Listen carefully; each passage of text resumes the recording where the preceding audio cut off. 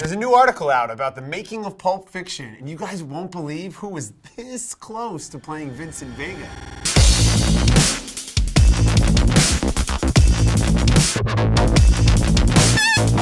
Hey, what's up, Screen Addicts? Lots of movie news to get to this week, plus we're giving away something really cool, so make sure you stay to the end of the video. But let's get right to it. There's a great new article up on VanityFair.com about the making of Pulp Fiction, and you hear from Quentin Tarantino himself, some of the cast members, and the filmmakers behind the scenes, and putting together one of the more iconic films in recent memory. Now, John Travolta's career back in 1994 when the movie was made was kind of in the toilet.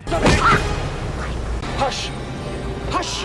In fact, Tarantino was really the only guy who was championing for John to get the lead part as Vincent Vega. Super producer Harvey Weinstein begged with Tarantino, asking him to put in Sean Penn or Bruce Willis or even consider Daniel Day-Lewis for the role. But Tarantino stuck to his guns. Bruce Willis, of course, did make it into the movie, playing a different character. And one of the main reasons why Pulp Fiction is so memorable is because it was such an unconventional choice to cast Travolta as Vincent Vega. His performance is so memorable, and one of the many reasons why that movie still holds up today. Now, of course, Pulp Fiction was the movie that Tarantino really made his name and built his following off of. And since then, he's proven to know what he's doing when it comes to casting. He brought back Pam Grier for Jackie Brown. He saw Don Johnson pop up in Django Unchained. Even casting Brad Pitt in Inglourious Basterds was an unconventional choice. It seems to be part of Tarantino's calling now is to cast unconventional people in roles that you would never imagine seeing them in. But back in 1994, he was relatively unknown. So Harvey Weinstein took a real leap of faith when allowing Tarantino to have his first choice for Vincent Vega, John Travolta. The Muppets are back. Thank God Quentin Tarantino is not involved. That would just be weird. This is a tasty burger. Unfortunately, Jason Segel is not involved in the latest installment from the Muppets series. He was quoted as saying he wanted to help bring the Muppets back and then move on. And job well done, Jason, because the last film was so good. The new movie is appropriately titled The Muppets Again.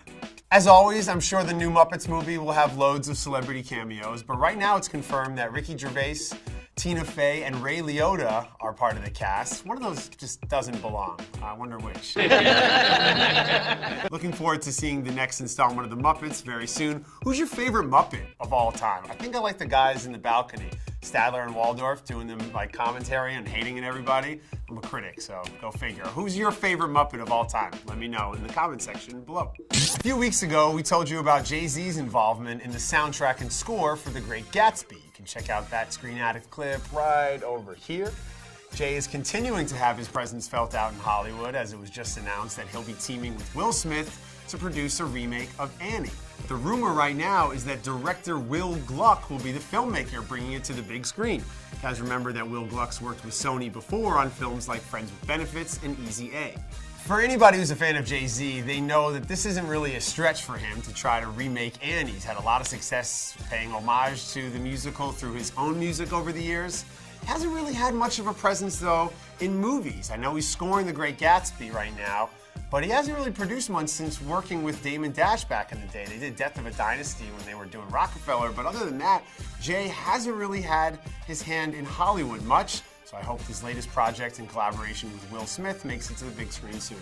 That's it for this week's call sheet. In honor of Grammy Week, I'm giving away a copy of Tyrese's Grammy-nominated Open Invitation. If you guys watch the Super Bowl, if you watch the Super Bowl, who doesn't watch the Super Bowl? And you saw that Tyrese is back in Fast and Furious 6. So to win a copy of his Grammy-nominated CD, you have to subscribe to the CineFix network and let me know in the comment section below who you think would have made a good Vincent Vega from Pulp Fiction. If it wasn't John Travolta, who would you have liked to see alongside Sam Jackson and Quentin Tarantino's best work to date? Let me know.